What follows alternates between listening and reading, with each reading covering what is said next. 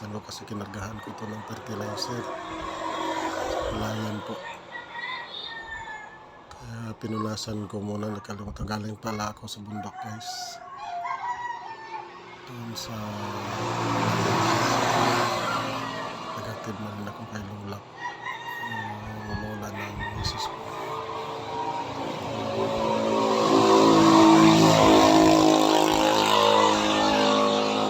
Pinunasan ko muna. Kailangan ko yung natirang fertilizer doon sa hod. Para hindi po magano doon mamasa at saka matutunan doon mismo sa ano para hindi ma-damage yung sahod.